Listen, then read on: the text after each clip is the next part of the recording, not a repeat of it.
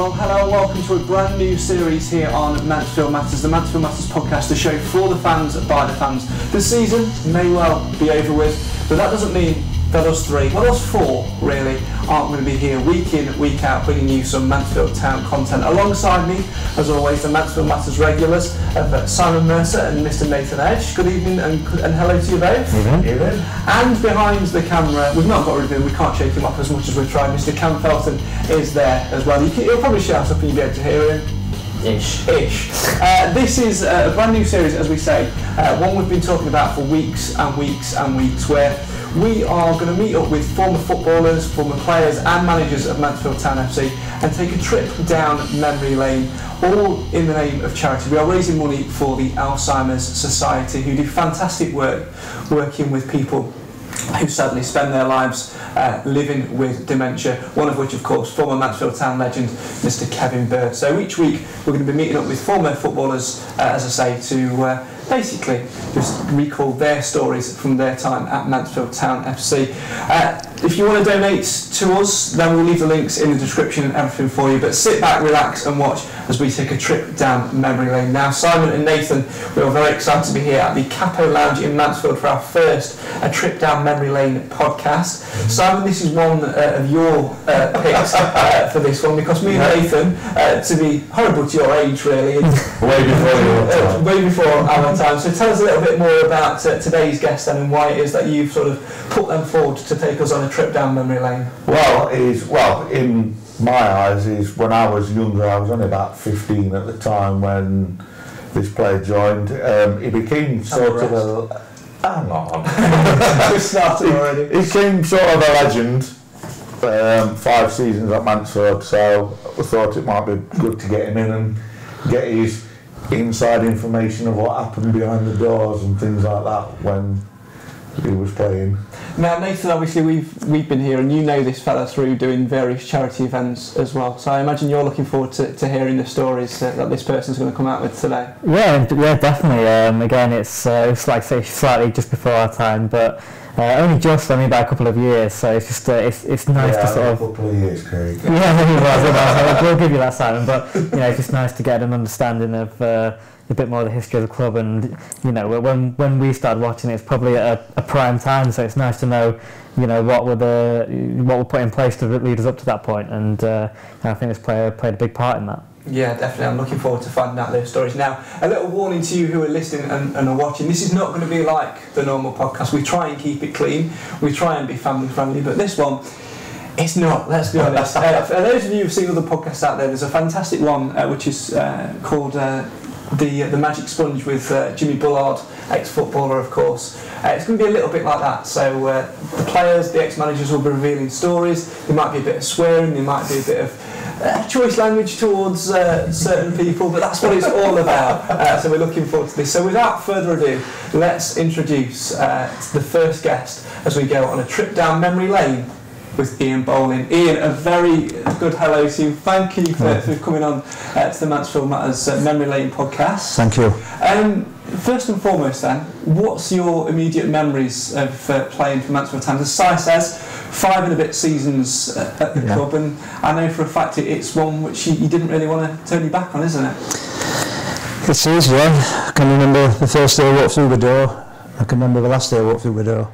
I imagine you don't really want to remember that last day, so let's go back to the very start. Yeah. You'd obviously established yourself at other clubs before coming to Mansfield. Yeah.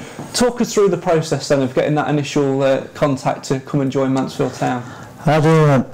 I'd done 2 years at Bradford City. I'd done 4.5 years at Lincoln City, then got transferred to Bradford City. Frank Stapleton signed me. He got the sack after the first year, not my fault. And then the new chairman came in, and Lenny Lawrence, and I played all pre-season. He said to me, if you're not in the first team at the beginning of the season, you might as well go. The season came around, he left me out. So I went to see him and he says, I want to go. He said, you're not going? I went, well, he said I could. Yeah, but I've changed my mind. So he made me stay there all year, in my reserves, play a game, in my reserves, play a game, which I wasn't happy about. In the end, I ended up leaving. I hadn't got fixed up. I had a phone call from Sheffield Wednesday It was the first year of the Intertoto Cup, and they got through in the Fair Play Award. That's how they got into Europe. Other players had gone away on holiday, so that's gather a team together of released players, non-contracted players. So played in Switzerland against FC Basel, did all right. Came back from there. Phone call from Andy King. Did I fancy going to Cyprus on pre-season tour with them? Cyprus, free holiday. Yeah, let me think about that. He says, I says, yeah, I'll come. But I already knew Keith Alexander, who was at the club. He was a player with me at Lincoln, then he was youth team coach before he managed them. So came down, did a few training sessions. We flew out to Cyprus, and one night ended up in Ayia Napa. But before the first, as you do, we had a nice off. The first day I came into Mansfield, I'm sat in the office with Andy King talking like. Next minute there's a bang at the door. Door comes barging open. I'm back! But you can't guess who it is. Yeah, I'm going to turn to Simon for this. I'm back. Oh, crikey. I'm back. No, I can't. Eddie Boothroyd. Oh, blimey. I'm back. He'd been away on his honeymoon from Cyprus. He'd been to Cyprus on his honeymoon. He's going back out a few days later. So yeah, that was my first day into Mansfield. Fantastic. And obviously, you talk about the Sheffield Wednesday thing there. Do you ever look back and think things could have been different? You might have ended up being an owl rather than being a stag? Well, I've supported Wednesday all my life, so that was one of the achievements what I've always wanted to do, playing for Sheffield Wednesday in Europe.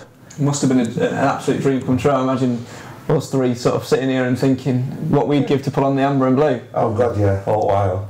And I think sometimes nowadays we can do better than what they've got now. I reckon I could go and goal, to be honest, why not? Obviously that's where people will know you from, Ian, being the man between the sticks. Yeah. Address a rumour. Is it true? Are all goalkeepers mental as they come? I don't think I am. I'm near the door, so You should have seen how Are you all mental? See you later. Some are, some aren't. You do have the quieter ones. And you say you're one of They say the quiet ones are always the worst though. Yeah. I didn't say that. The words I'm quite loud out on the pitch, but I'm quite off the pitch.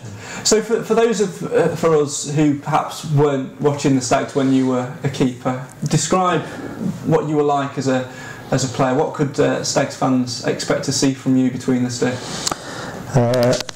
Honestly, put a decent shift in. Always did my best, even though I wasn't technically gifted. I just stopped it with anything I could. It's the best way, just throw yourself in front of it. Commanding.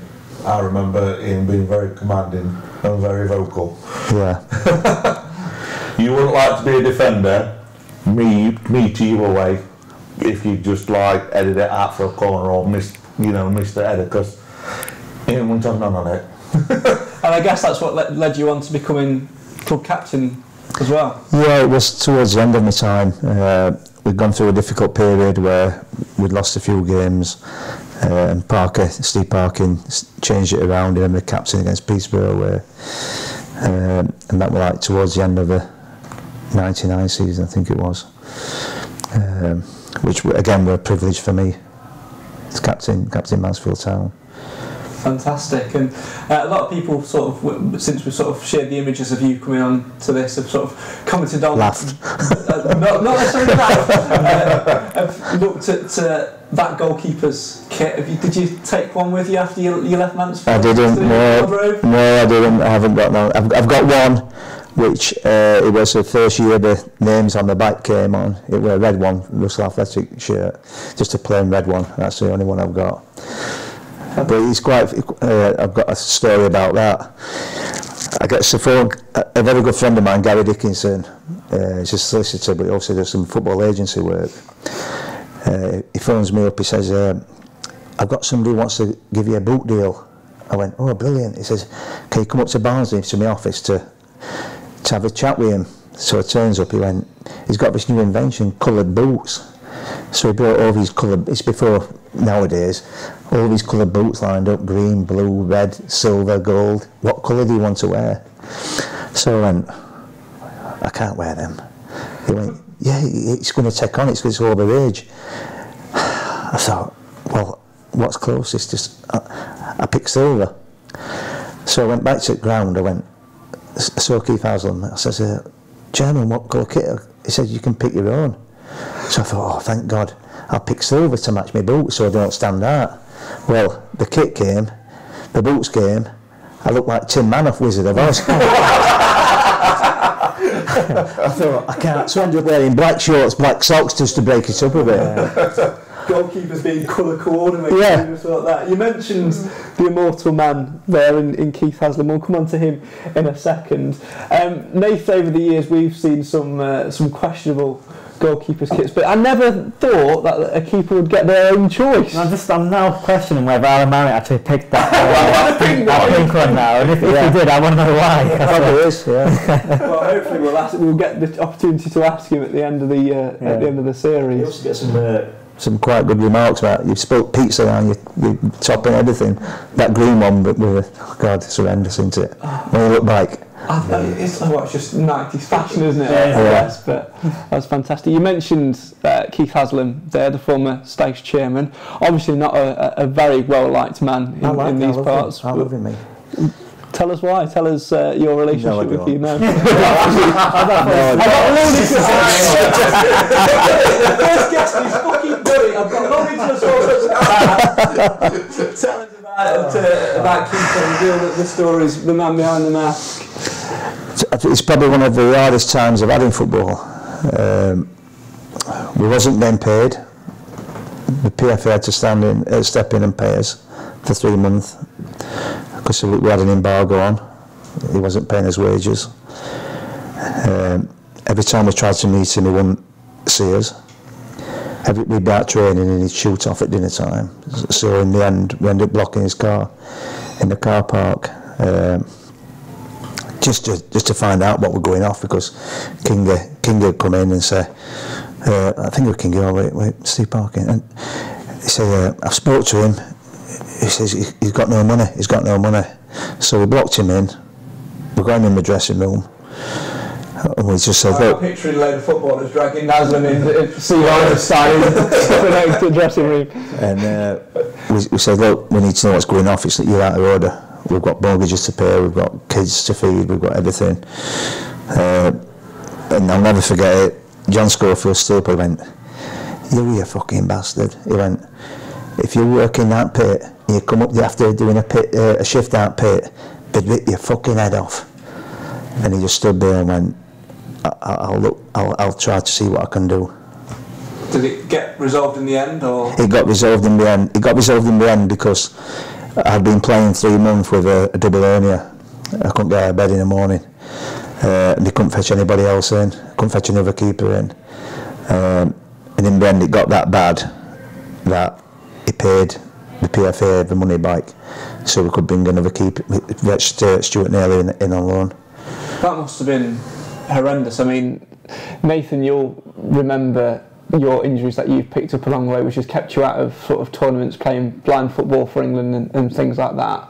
From that perspective, what was it like for you when you pick up an injury? Let's see whether it's a similar story. I think the main thing is frustration, isn't it? Because when you've worked so hard and training, you just want to be out there on the pitch and be involved as much as you can.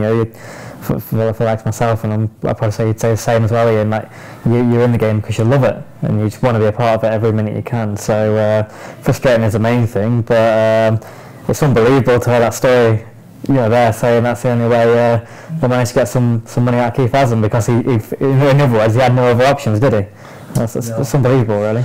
No, and Stuart came in at first, started injections to see if that would cure it. On the Thursday, we weren't supposed to do anything for 2 weeks. On the Friday, I get a phone call. Stuart Naylor's hurt his back in training. Can you come to Cardiff with us? I had to travel to Cardiff as sub-keeper to cover for Stuart Naylor in case he went down. So me and him was in the same room together at night, and we were like two cripples walking around Mansfield.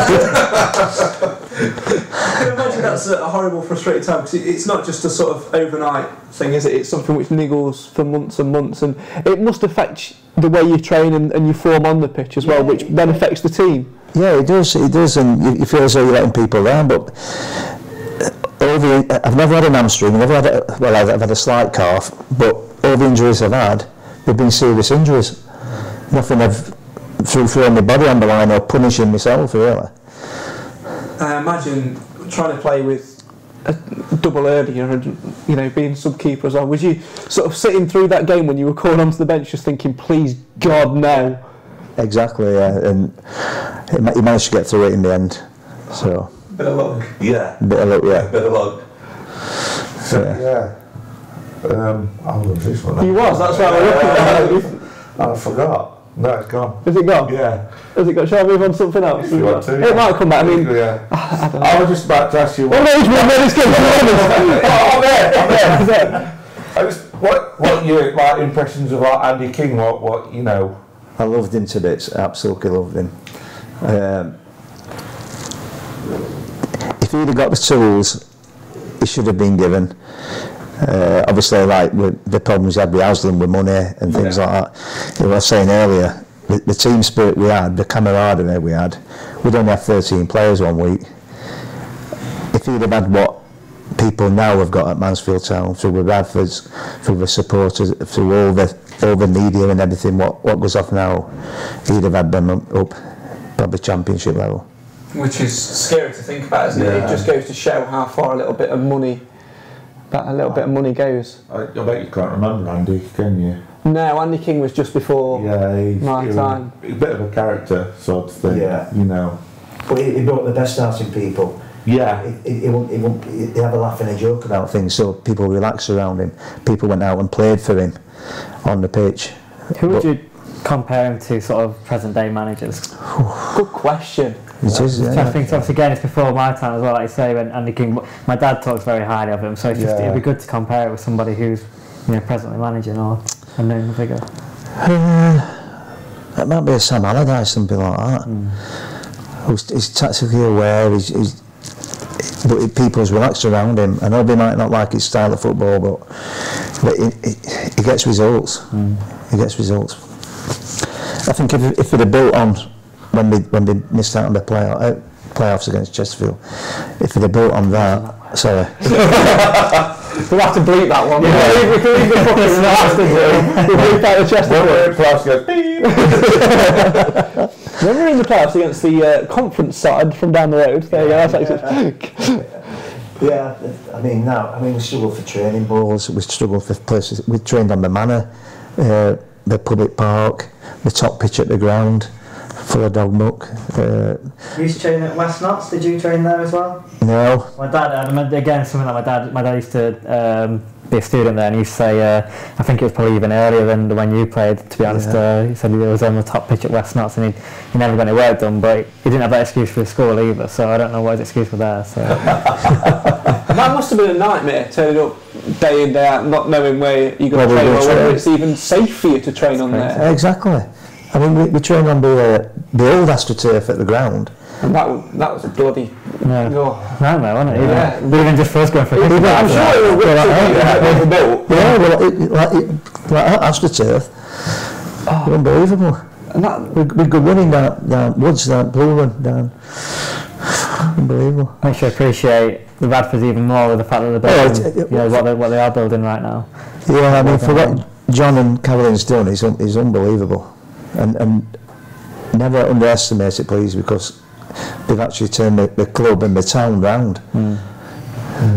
It's scary. I mean, I never knew really. Because I was young when the Haslam thing was going off. I never really quite understood the politics behind it and the sort of reasoning behind it. But to hear Ian talking about not getting paid, or having to literally corner him in the car park to get some wages at the end of the week. Yeah. That, I mean, is that something which has perhaps opened your eyes a little bit, Si, and made you think, it could have been, made you even a little bit more thankful of what we actually have got? It just makes you grateful now of what you got with John and Caroline. I know John's a Mansfield Town lad anyway, and a Mansfield Town fan. So to me, that makes it all the more better because he's a fan himself, so he knows from our point of view what the fans want on the pitch, sort of thing. So with him pumping in the money and things like that, it's made it, you know, we're grateful for him, and I just can't stand Haslam. I think he's a knobhead.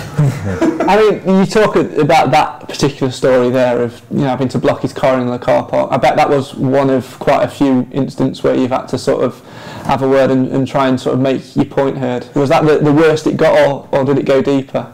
I think that was probably the worst. But you have images of when you're coming off the pitch. Haslam sat in the director's box in the old stand, like smoking big cigar, and supporters spitting and shouting and swearing at him and all that. He just sat there smug as like this. Not bothered. Not bothered. Were there any players really wanting to kind of get him in a dark corner and do him over? I think from 1 to 11, yeah. Which is fair, to be fair. Now let's talk a little bit about, obviously, the managers you played under. Andy King brought you in, and then obviously Steve Parkin took over from Kingy when he left. Yeah. What was it like having to play under a player who, you know, play under a manager who essentially was in your back four the week before? Midfield, same thing. We'll cut that bit. Well, Steve always had the respect of the players anyway. We're being captain, he went to youth team. He was doing youth team for a short while before he took over the manager's job, so he got the respect. But he'd also got the camaraderie with us. With being not long finishing playing himself and still being like roughly our age as well, which again brought the best out of us because we'd have a laugh and a joke, and he knew when to be serious and knew when to curb us and everything. So luckily it went well for him. Do you think that it is down to personality? Because I'm just thinking back to a couple of seasons ago when Adam Murray went from, you know, playing and being one of the lads to having to be the manager. Is it down to personality, or 100%? Yeah, I'd say so, yeah. So it all depends on sort of how well you get on with the players and how they treat you. I mean, Steve's hard as nails anyway. You wouldn't mess about with him, but as I say, he had the respect of the players from top to bottom. Any times you got on in his bad books, or we was on the right side of Steve Parkin? Once we were playing Rochdale away, and I should have come for a cross, and he had a go at me. Yeah. Verbals or? Verbal, yeah. Just verbals? Yeah, verbals. Never physical? Yeah. That's not bad once, is it? Well, I mean, at one stage I moved near him, moved house near him, and I used to go drinking with him, but I hadn't seen him for a few years, even though he's done all right himself now. He's gone on to obviously manage quite a... Managing, and he's coach for assistant manager at Bolton Wanderers now. Do you ever look back at the players that you played with and look at how well they did? Because youth team wise it was sort of, I'd probably arguably say, one of the best academy sort of sides which we had there. You know, the likes of Liam Lawrence coming through, the other players, Lee Williamson and players of that ilk, Ryan Williams as well. Do you ever look at some of the players that were in that squad and think, bloody hell, these have actually gone on to do really well for themselves? Yeah, when I first got there, the first set of YTS lads, you got Nicky Weaver, you got Bobby Hassel, you got Lee Williamson, Liam Lawrence, Dave Jervis. Hell of a side. Ended up being the youth team manager, didn't he, Dave Jervis, for a bit after injury cut his playing career. Playing career, which is sad. What about still keeping in touch with some of them then? Because it must be, I mean, obviously none of us three, well, apart from Nathan, can really talk about sort of the experience of being within that dressing room environment. What's it like when the door shuts behind you for the final time? Do you miss it? Yeah, I miss it every day. Miss it every day. And obviously, we'll talk a little bit more in a little while about you leaving the Stags, and we know you didn't really want to go there, but after Stags you moved on, ended up playing for Kettering, and then quite a horror incident really, where you ended up sort of hitting your head on one of the old style goalposts. What can you remember, if anything, from that? I was playing at Kettering, and we're February, and we're playing Tiverton at home, and we got a free kick about 25-30 yards out, so I lined a 4-man wall up as I'm looking to my left, and the lads whipped it round the wall at pace, and it's going in bottom corner, and I've just flung myself to try and save it, and just managed to get my fingertips on it, and that's the last thing I can remember of it. The momentum's carried me on into the cast iron goalposts. I'm unconscious, and the next time I knew, I woke up in Kettering General Hospital with a spotlight on my face, and I thought I was in my dentist. So I just thought, yeah. He said I've had an accident, so I thought, oh God, I've been in a car crash. And he said, oh, we'll have to put you back to sleep. So I went, yeah, fine. I don't know why I said fine, but then the next thing I knew, I woke up in Bradford Hospital in Oxford. I'd been operated on. I can remember coming round, I got my ex-wife, my mum and dad, Carl Shutt, who were manager at the time, the ex-Leeds player, and I just projected spew all over, and Carl Shutt were in tears, and I thought, what's up here, like, what's going on? The doctor came round, he must have been 24-year-old, and I said to him, he said to me, are you alright? I went, yeah. He says, everything went okay. I went, all right, so I'm okay. He went, well, we managed to save your life with a couple of hours to spare. Wow. So that's when it hit me. I thought, oh my God, what have I done? But I've got drains coming in, my head was ballooned up. I'd fractured my skull in 2 places, my eye socket in 2 places, and blood clots on my brain. Do you ever wonder how that could have affected you in later life? So I imagine you did play again after that. I did. They told me I'd never play again, and it has affected me. But I'm one of these people, when somebody says you'll never do this again, you'll never do that, I prove them wrong. And I ended up playing till a 40-year-old. And I'd had enough. I'd done my time. Then you moved into coaching and management, still involved in it as well. Yeah. Talk us through your managerial career, because again, it's that story of in the lower leagues, once the money sort of has gone, that sort of makes things go sort of from good to bad. Yeah, I left Kettering. I did another year. I got back playing for Kettering, and then I got offered a 2-year contract, which I don't know why. At 38-year-old, you'd offer anybody a 2-year contract. You snapped it without saying just 2 years security, isn't it? I think we'd all do the same. Yeah, so I did my 2 years. It took me to 40, and then Ronnie Glavin was the manager. He says, I want you to come on board as a coach. So I ended up taking reserve team and doing goalkeeping coaching, and when he got the site and they asked me to take over, and like Steve Parkin was with us, I was quite close to the lads as well. So we were 3rd from bottom, and I went, well, I might as well try and help them get out of it. So we went from 3rd from bottom to 7th in the league. First month I got management month. The last month we ended up getting relegated 5th from bottom. But again, the money went. I'm having to beg, steal and borrow players, say, oh come on, I'll try and sort you out with something. I've got 4 players on contract, which were taking majority of budget, which I couldn't do nothing about. 4 players taking up the whole budget, that's frightening. Yeah, I won't say the figures, but how much of the influence of people like Andy King and sort of Steve Parkin did you sort of take into your managerial career? Because the way you describe it, it sort of seems very similar, almost like you sort of tried to channel what they did, because they, especially sort of Steve Parkin, it was sort of relatively successful under him. So well, it was. I mean, like I said, Frank Stapleton signed me for Bradford, another good manager.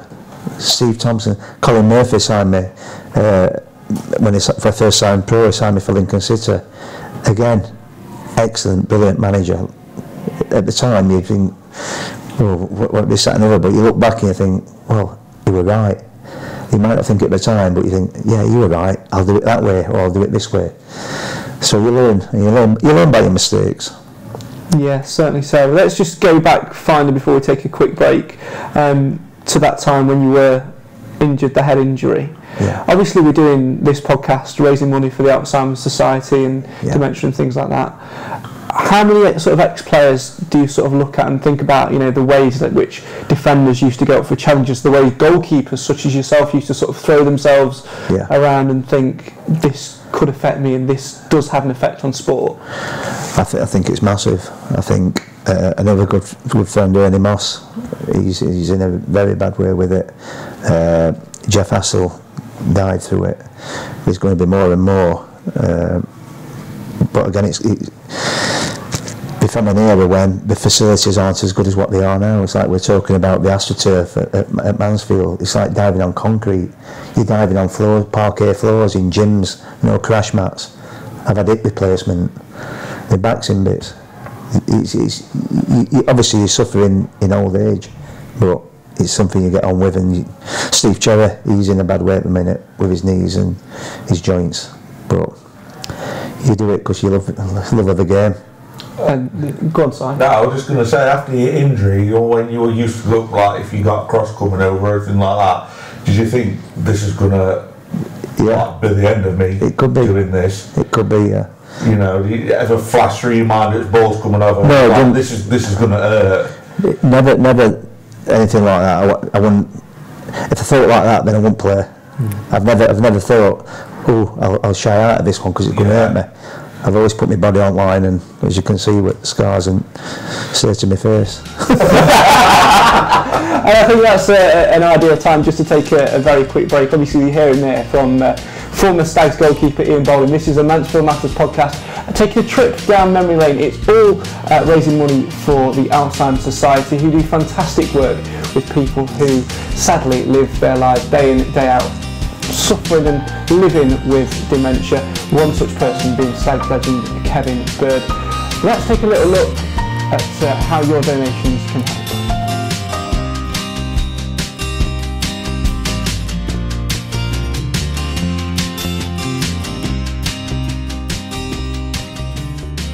Where do you see me in 5 years' time, doctor? And he said, well, you won't be alive in 5 years' time. I was scared, confused. I got very depressed, and that's not me, it's not my personality. So I decided, and I'm so ashamed now, that I'm going to end it all.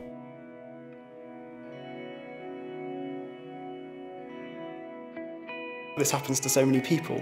It's not just my nan, it's not just my family.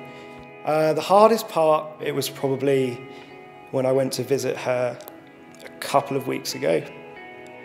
And, sorry, she didn't know who I was.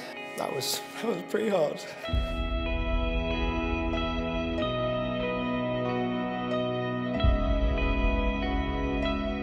The only way we're going to find a cure is through research. The more money that can be spent on research, even better. It's a devastating thing.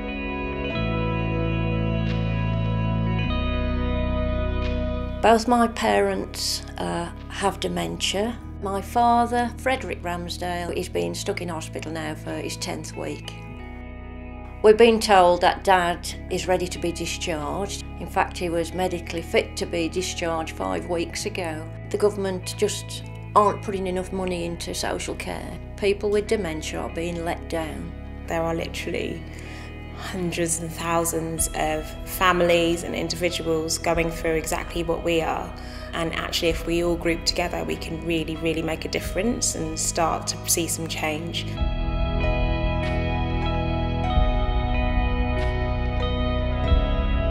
I spent 2 to 3 hours with Peter talking to him. He really felt like he didn't know where his life was going. And it was like someone turned the light switch on. That lady saved my life. She really saved my life. Sorry, because she made me realise that there is life. You know when you get your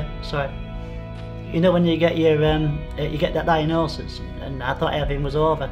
I can never ever thank her enough for what she did.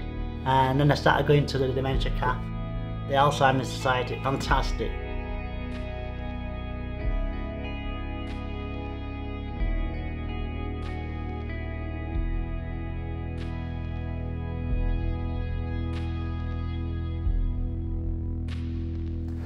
And if you want to donate to the Alzheimer's Society and support what we're doing, then the links are in the description. We've got some fantastic guests coming up over the next couple of weeks or so. Ian has sort of set the bar very, very high for us. Next week, Ian, we're going to be with a former teammate of yours. You mentioned him earlier on, came through the YTS scheme. Mr. Bobby Hassel will be joining us, sitting in that chair. Brilliant. Give us a bit of dirt then. What can you tell us about Bobby? About Bobby? Yeah. No, he's straight as a die, Bobby. Boring. Absolutely straight. Bob's gone, he could stitch him up. It's a danger, isn't it? Yeah, very, very quiet lad. Very. First day pre-season training, we get a spike. We're going for a run. Kingy says, "Get your trainers on. We're going for a run." Just up past Field Mill, we're going up. Bobby puts his on, size 13s. No chance. What size you got? There must have been size 12s or 13s with this long. So he says, "I'm an 8. Well, why have you got size 13s? The only ones I've got." He's running with his size, honestly to God, he looks absolutely massive. Clown shoes. Clown shoes, yeah. But I'll tell you what, one of the best footballers. Yeah. Now, he's gone on to do obviously quite well as well. He had 10 years at Barnsley. I remember his testimonial a couple of pre-seasons ago, and obviously sort of gone into coaching now, I believe. I think he's with Barnsley's youth setup. He's head of it. Head of Barnsley's youth setup. Yeah. I messaged him a few weeks ago, seeing if he got any players, what we could loan off them. We being Staveley, of course. That's where you're. Yeah, I'm at Staveley, isn't it? Yeah, I'm at Staveley now. Seeing if we got any young lads, what we could bother to try and get experience in a man's league. But he didn't have anybody at the time, and I was speaking to him at Kevin Bird's testimonial when he played at Field Mill. Lovely lad, lovely lad. What was it like going back to Field Mill? Because let's address it first and foremost. Let's talk about going back. Obviously, when you were there, it was the old Field Mill, and they started developing it in your final season, I think. It did, yeah. So you didn't actually get to play in a competitive game at the new Field Mill. No, I played in one. I had a bit of a nightmare actually against Macclesfield. It was when the old 4-4? Yeah, the old stand was down, but both ends was done. But it just seemed strange. You like my bearings were all over the place. It didn't seem like home to me at that time. Is that what you felt like, so when you were going to watch your first game there? Because obviously, I think Nathan, did you? I don't think you went to the old Field Mill, did you? I think I probably. When was it?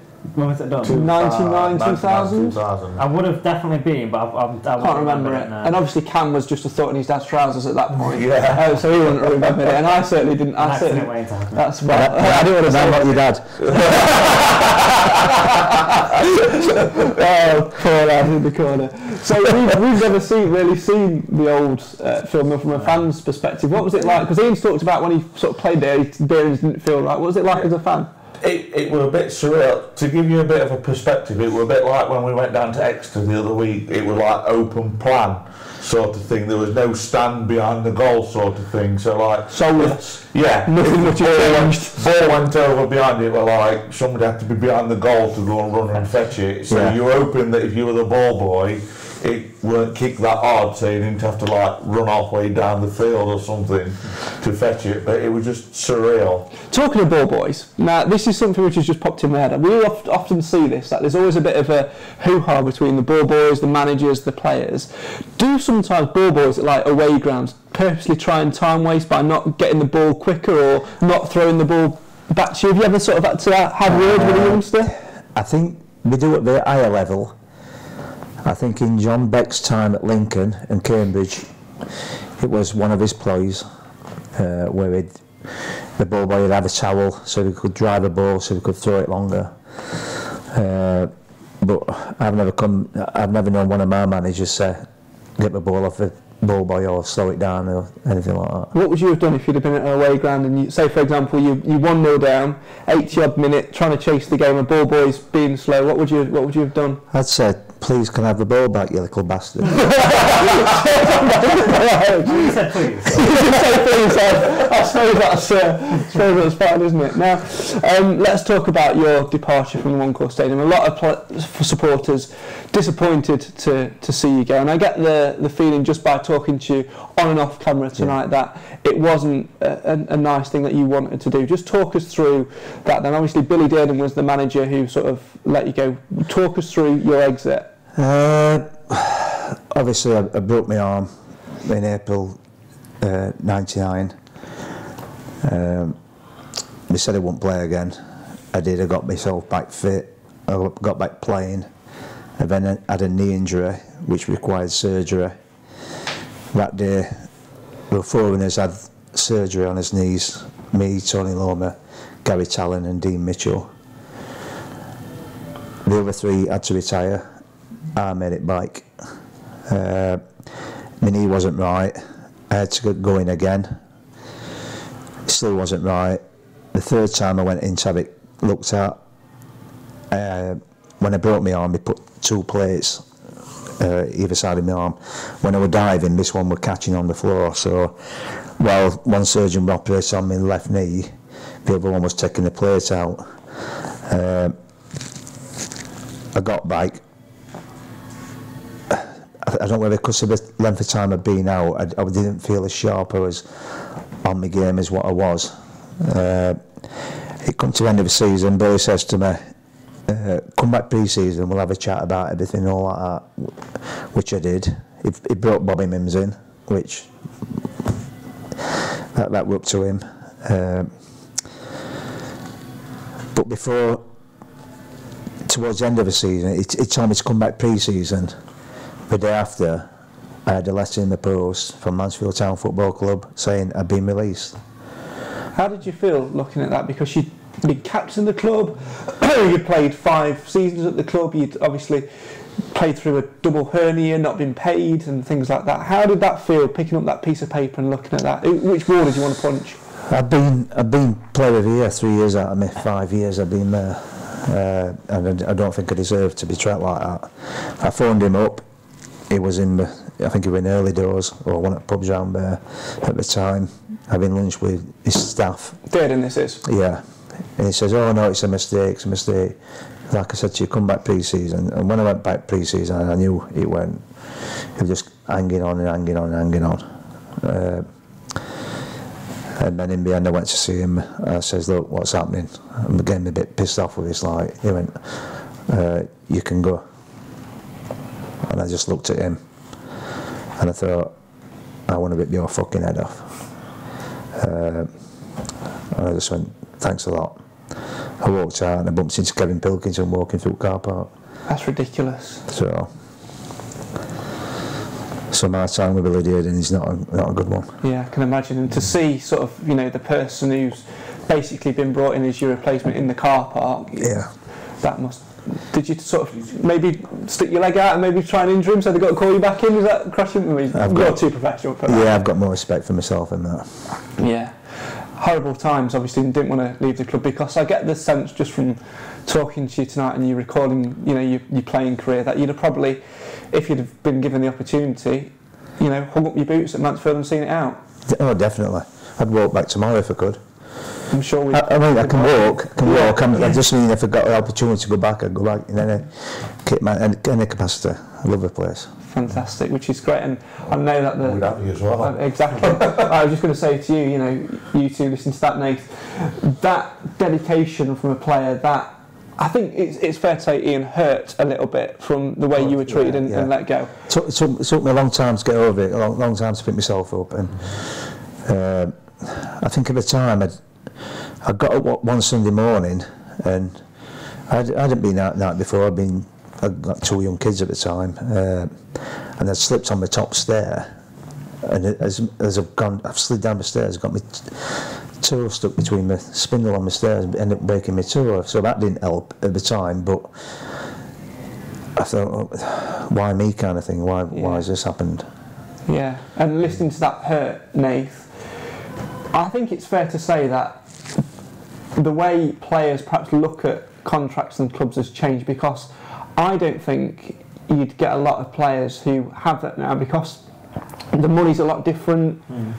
It's the competitiveness between the leagues is so similar because of the teams that are in each league. You wouldn't get that, would you, nowadays? To be honest, I don't think there's as much loyalty in football these days. There's not anymore. You do get some players where they do stay long times at club, but you don't get many. I think that would go through the what Ian did, and I think that it's disappointing. I think sometimes from a football fan, you don't really get to hear about those situations, about what happens behind the scenes with contracts and things like that. You never hear anything like that, do you? You might hear rumours, but you never really know the true story, and it's disappointing. Cause I know when I was coming into football, I always looked at Billy Dearden as a hero because all I saw was sort of the results on the pitch and things like that, and it's disappointing to know that he would treat a player that way when someone who's given their all to the club for 5 years, or just over 5 years, to not even have the decency to speak to you about your contract, and it seems a bit cowardice, to just not really talk about it properly. I've met him. I have met him since I went to a game at Sheffield United, and he was there, and he looked as though he was scared to death of me in case I was going to do something to him.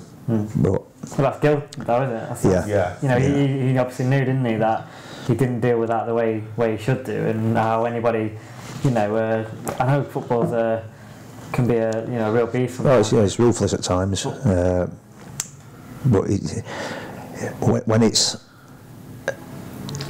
when you go back about money and all that, nobody in the teams I played at Mansfield was on big money.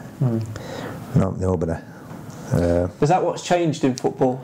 The fact that it's all mainly about money now? Because you look at, I know there are only rumours and we can't prove it, but there are rumours of players being at the club on $5,000 a week, that sort of thing. It's ridiculous money for League Two football, isn't it? Ridiculous, absolutely ridiculous. And I think the fact that I've got nothing against them earning that. If somebody's daft enough to give you that money, somebody's daft enough to take it. But like I said, when I agreed terms with Steve Parkin over a contract, and when I got the contract, it were £5 difference. So I went and complained. Over £5, I thought it's principle, though, isn't it? It's not what I agreed. £5 at the end of the day. You're being paid to do that job, and if you're being told, and it weren't like mega money. It weren't like for £5,005. And it's that which makes a difference, as you say. 2 young kids at the time, wife, house to pay for, that sort of thing. These things do add up. So. And at that time, we didn't get pre-match meals or go and eat in the canteen after training. You go and, we're travelling away to Exeter. We better go to Tesco's and buy a sandwich to take with us. I'm going to have some dinner. Frightening. Frightening, isn't it, the way that football you buy everything you bought yourself. Wash your own kit.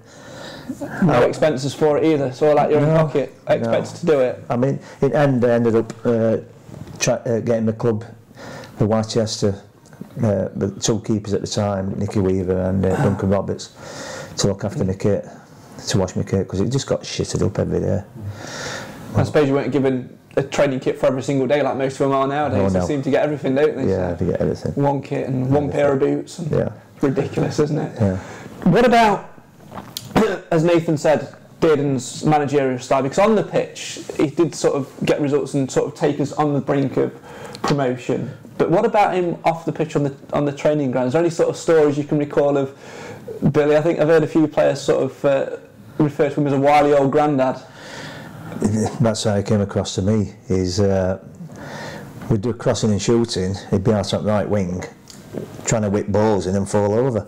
At that time, he hadn't had his knee done, and he got bad knees, and then got across the ball, and he ended up on his back on right wing. What a gift to find a video or something.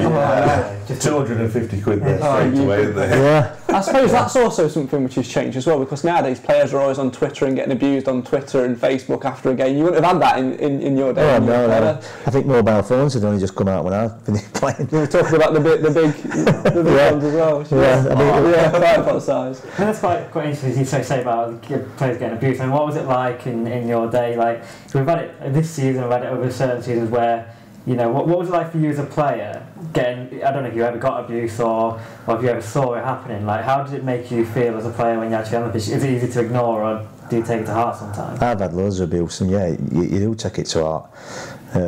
But majority of the time, it was what somebody had written about you in the papers. There were no social media, Facebook or anything like that. It was just you pick the paper up and you got a 4 or a 5 and you think, oh, I didn't deserve that. And it's, bowling's dropped another bollock kind of thing. Or he should have said this, it's kind of thing. You just have to brush yourself off, go into the next game and try and prove people right. I suppose that's what you could do in them days, because it was, you know, a paper probably once a week, whereas this is sort of, your phone's constantly buzzing from it. So. Oh, yeah. I mean, like, when our time, the moment you walked in a dressing room, somebody's always ready to set the piss out of you. That's what you miss about it. Every morning, when you walk, you might have got a funny coloured t-shirt on or wrong shoes, something like that. I mean, Steve Harper, he was the worst dressed player I've ever seen in my life. What about them then? Because obviously this is sort of no holds barred. We have sort of spoken deeply and honestly about things which went off. What about those characters in the dressing room? I'd love to have a GoPro or something just sort of hidden in the dressing room to see what the players get up to on a day-to-day basis. I mean, we have a laugh on this podcast. We take the piss out of each other. We're all friends. You're working together as players. You're all going to try and get on and sort of because you're playing for the same thing essentially. Exactly. Who were the wind-up merchants, and what sort of stories can you recall from your time of someone being a bit of a wrong? It could be anybody. You'd have your end of your socks cut off. You'd have deep heat in your underwear. You'd have arms cut off your shirt. Anything like that. Like John Schofield used to be a twat for it. But I mean, the one when Brian Kilcline came. Oh my God. People used to call him Killer, didn't they? Killer, yeah. Was that reputation true in the dressing room as well? Yeah, well, no. Okay. He'd come every morning, shirt on, tie, sports jacket, waistcoat, hair, all down here, moustache, beard, all prim and proper, brogues on, like, and he'd hang everything up. I used to take piss out of him, actually. And one at Christmas dues, we decided to go to Sheffield, dressed as Killer. So we all bought wigs, tashes, clothes, exactly the same clothes. Ben Sedgemore, he got dressed up as a sailor killer. So he got a sailor suit on, but dressed as Kilcline.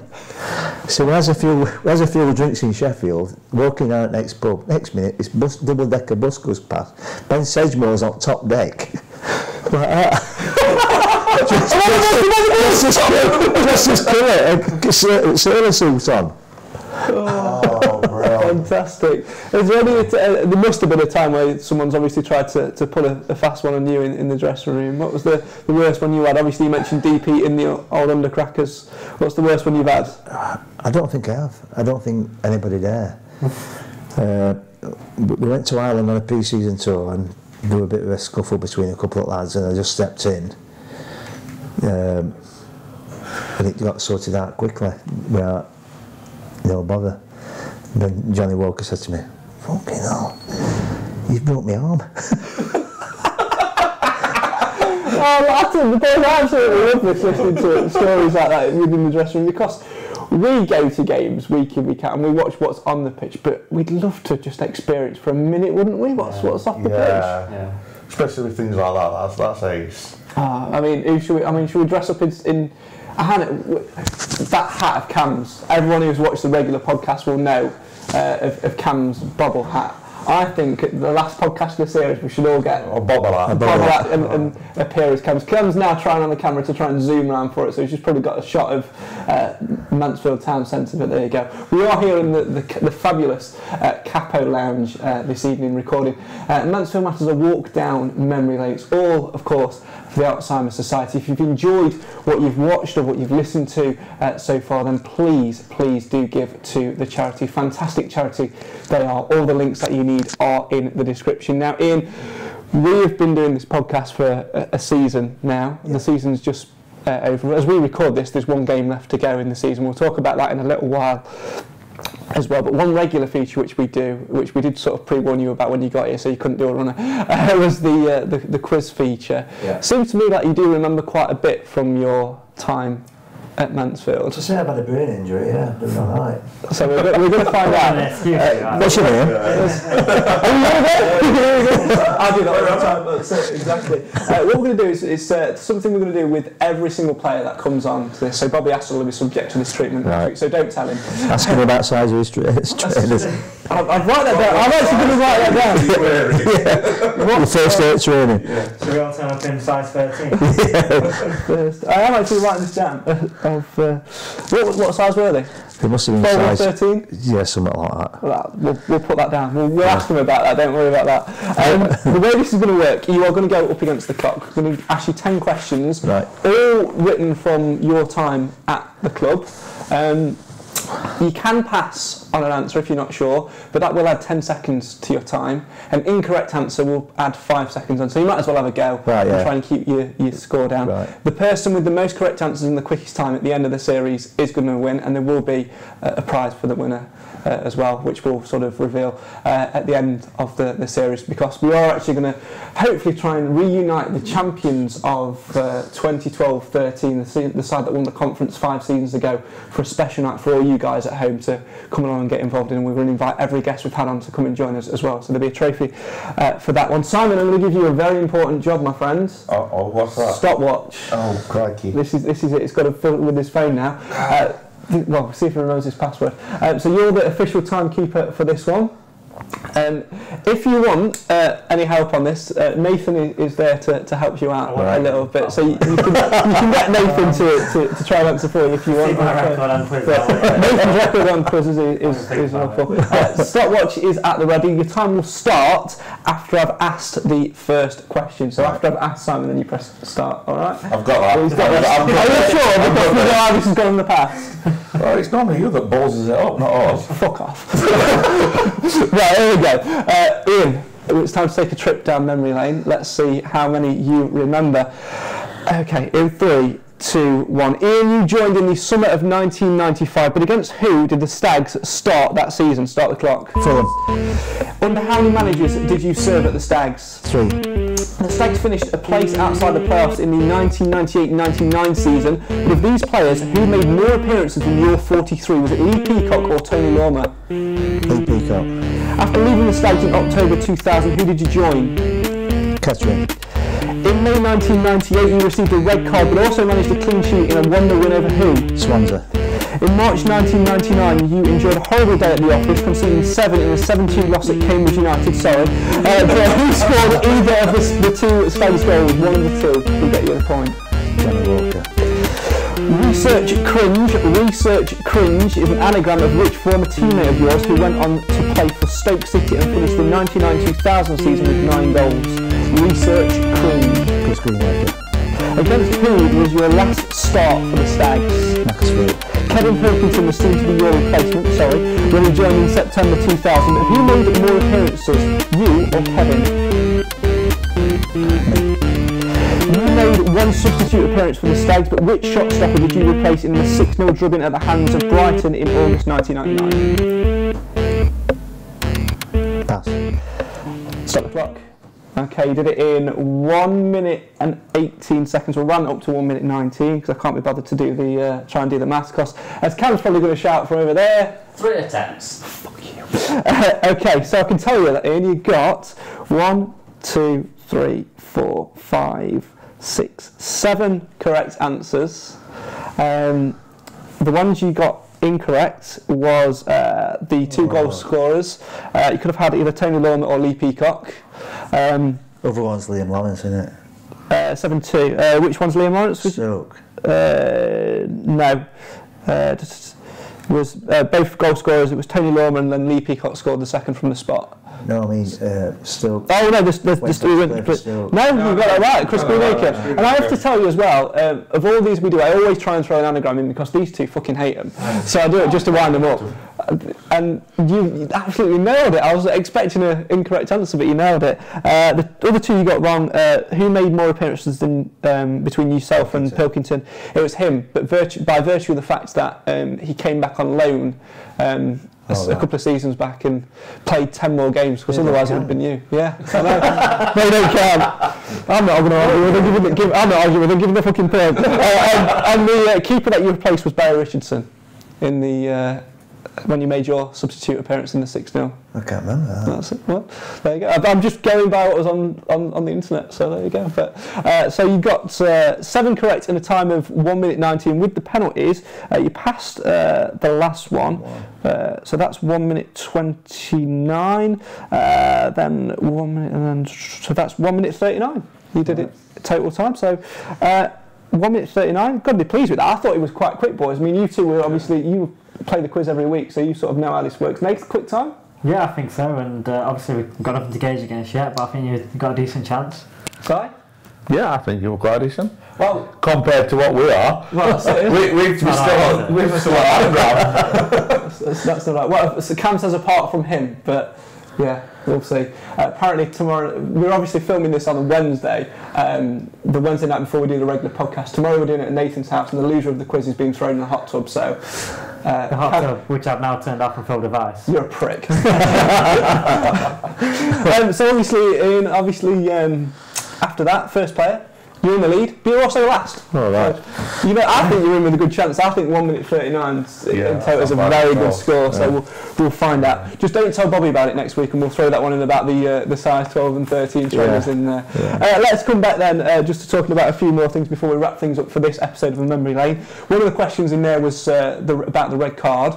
I always thought it was 1, but you say it was 2 red cards. Talk us through both. What happened?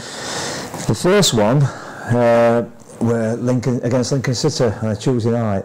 A decent crowd actually. And Darren Huckabee, he was being booked by Lincoln City. We're playing for Lincoln, I was playing for Mansfield, and he's cut into the box, and I've dived at his feet, touched the ball, but the referees deemed that I've brought him down. Sent me off.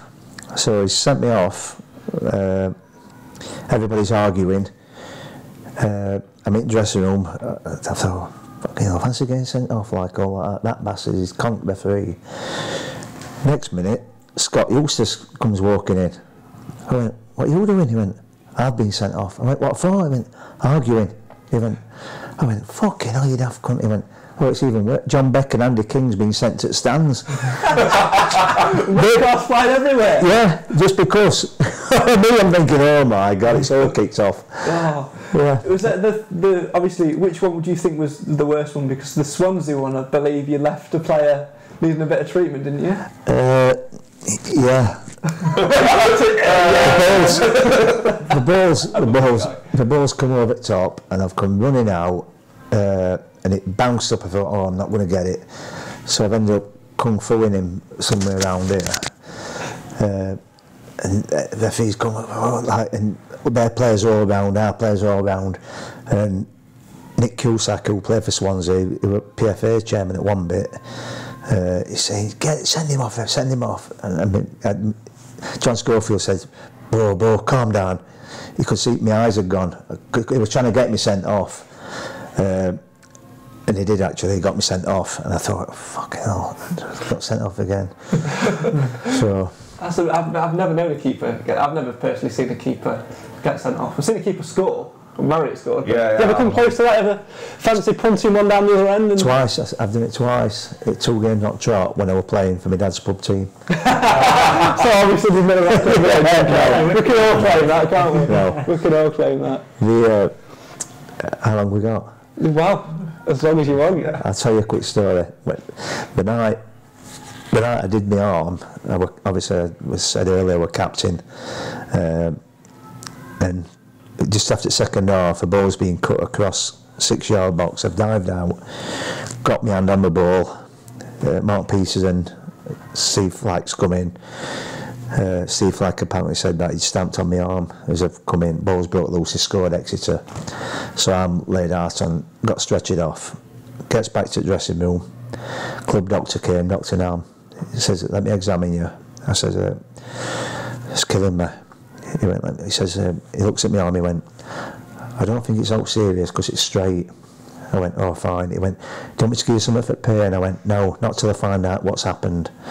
So ambulance come, took me to Kingsmill, into casualty, x-rayed it, doctor came to see me, she went, you've made a right mess of that, haven't you?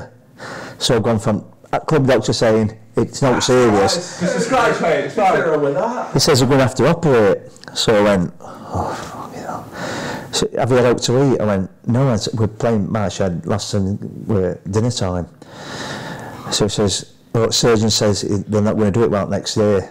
We'll give you some tea and toast. So I had a bite of toast, didn't even have a sip of tea. We'll do it tonight, and he's doing tonight. I've just had a bit of toast. Well, we can't do it. So they took me in bed. They took me up onto the ward. They took me in bed with my kit on, Mansfield Town kit on, shin pads, no boots, shin pads, mud, mud on my legs, and I left me in bed until next morning. Next morning, they came, took me down to theatre. Kit still on? Took me down to theatre, operated. I came back from theatre, about 4 hours it took. Came back, I couldn't feel my hand. So they came to do my observation. I said, I can't feel my hand. So he says, fetch doctor, we have to take me back down. I had to take me back down, another 3.5 hours, because of all trauma inside, we had to leave it open, leave my arm open. And where they'd stapled it, for it to bleed inside, they left it open, and they got elastic bands going across like that. And every other day, they were taking me up and down to theatre to tighten elastic bands to get my arm back together. And after a week, it wouldn't go back together. They couldn't get the skin back together. So I had to have a skin graft off my thigh. They transferred me to Parkhill. Is it Parkhill? Out towards Nottingham. Park Hospital out there. About 9 o'clock on a Thursday night.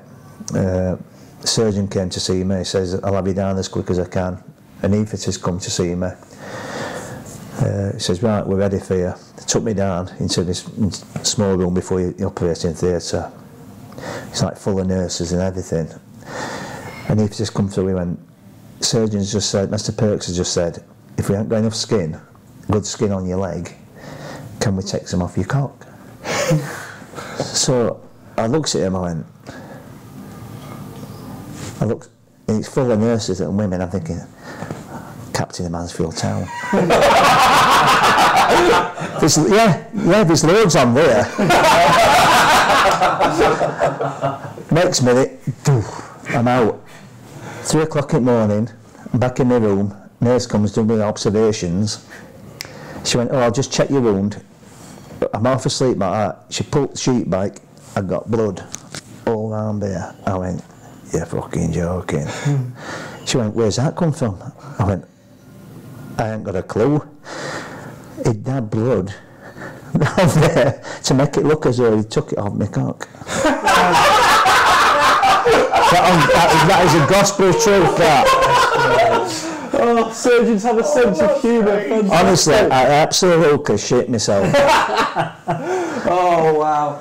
Ian, it's been fantastic listening to your stories of your time at Mansfield. Thank you very much for coming on. Just before we go, obviously, we know that you like to keep an eye on results. Obviously, this season, as we speak now, there's one game to go. Yeah. It's basically shit or bust. We've got to win to get in the playoffs and hope either Lincoln or Coventry fuck up. Yeah. Personally, we all hope that they do it, and I'm sure that you will as well. This season, though, been a bit turbulent. Do you know anything of David Flitcroft? Because I'm sure it's sort of similar area, sort of Barnsley sort of way. You must know a few people in the game who sort of know of him, or? Yeah, I don't know him personally. I know Futch. He was a very close friend of Richard Butcher, who was sadly passed away. Yeah, was a good lad. I just hope that you keep the faith with him. obviously he's coming at a bad time after losing Steve Evans. I don't think Steve Evans was the right match in the first place. I mean, when Mansfield were having troubled times in the conference and they fetched Cox in, at the time I didn't think was the right choice. I think we should have gone for Darryl Clark with Steve Burr as his assistant. I think we'd love that now, wouldn't we? Yeah. I would as well. I'm not sure whether David's the right appointment, but at the moment he's the man in charge. You've got to stick with him, got to support him, and hopefully get you up. When I did my arm, I think we were second or third in the league, and then obviously I couldn't play, and then we ended up just outside the playoffs in 8th position. Horrible place to be, isn't it? Just looking at everyone else and thinking, what if? What if? Yeah. So hopefully they can do it, but you rely on other people as well. Yeah, certainly are. And you mentioned Evans there, and you know a little bit of him, and more in particular, as we like to call him, his mate Dodgy. Tell us a little bit more about your past encounters with Mr. Evans and I mean, I played against one of at Kettering when Steve was at Boston. He's not one of his characters you like. I think he can lie through his teeth and kill his grandma. And his sidekick, Paul Rayner, is another one who I've never really liked. He got Stuart Watkins sent off when we played Cambridge, and Skip ended up chasing him down the tunnel, trying and batter him. So, like when he's hurt, one of his own players, then obviously leaves a bit of taste in your mouth. Certainly does. Ian, thank you very much for joining us tonight. Go on, Si. I was just going to ask you one last question. Would it be like, in your time at Mansfield, who has been like the best player you've played with? Oh, that's good. And perhaps maybe the worst as well. That's good. That's good.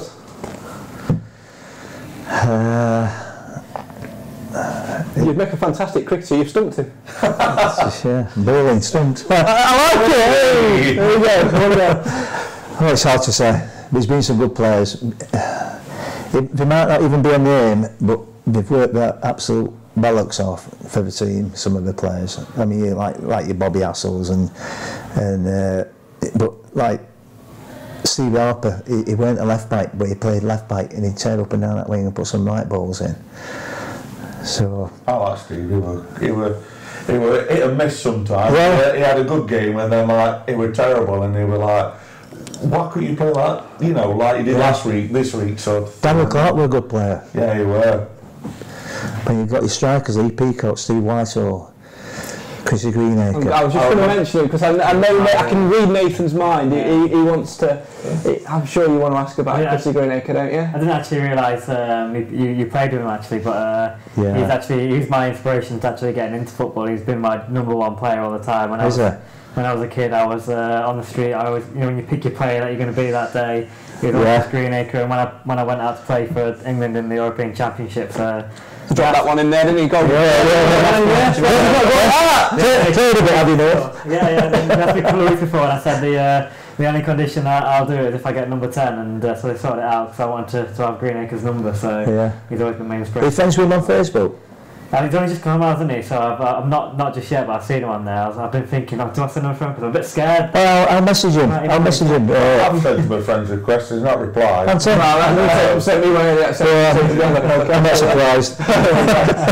He's my hero. I think when it was on Facebook, that was coming on. He sent me a message saying, "Good luck, it's absolutely brilliant." Is he still? That's a bit of investigation. Is he still abroad? He's in New Zealand, yeah. Nath, I mean, to be honest, we've got a bit of travelling. I'm all up for going to New Zealand. I'm thinking that's for Matters in New Zealand. Yeah, but road trip. Yeah. Well, I'm not paying for you guys. I'm just going myself. So if I can just borrow your kit and that's all good. Sorry. I thought we were friends. That seems like a very apt place to leave it there tonight. Nathan, obviously you've listened to Ian's stories tonight. Eyes opened a little bit over things of Mansfield Town's past and a bit of an insight into the dressing room. What do you think? Eyes open. Right. Sorry, mate.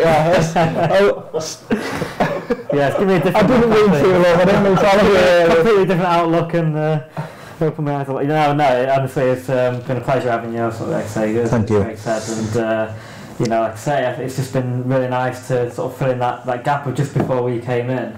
I feel like we know more than I think probably what a lot of people would have done, even who was watching on the outside. It's just great to hear the experiences, and yeah, thank you very much. Si, you obviously was the person who said, right, when we got this together, we all sort of put names and we wanted to come in straight away. You said Ian, you said you were friends with him. Yeah, like Ian Bowden's just added me on Facebook. What do you reckon, guys? Yeah, do it. So, you know, I appreciate, you know, your time coming down here, all the way from Doncaster. Yeah. And, you know, give us an insight, because I bet you Bobby Hassel's stories will be slightly different to Ian's, and as we go along, they're all going to be quite different, so it's interesting to know what happened. And we certainly want to find out about those size 12 and 13 trainers. Yeah, we do. They're fantastic. Well, if you've enjoyed watching Ian's stories and listening to them today, make sure you donate to the Alzheimer's Society. The link will be in the description. And we'll be back next week here at the Cafe Lounge. Our thanks to them for the fantastic hospitality that they've shown us to sit down and have a trip down memory lane with a man who's obviously played with Ian, Mr. Bobby Haslam, a man who is, you know, not bad for another fellow ginger, is he? So, you know, we always look forward to getting fellow gingers on the show. Getting the ginger count up by another one, Cam behind the camera and me. My thanks to Nathan Edge, to Simon Mercer and to Cam Felton, who is behind the camera and doing the audio desk and everything tonight. This is the Mansfield Matters podcast for the fans, by the fans. We've taken a trip down memory lane, and it's only fitting that we leave the last word and your final message to the Mansfield Town fans to Mr. Ian Bowden. Keep the faith, support the club in every way you can. John and Carolyn have worked with wonders with the club and the community and the town. Hopefully everything will come true. Good luck.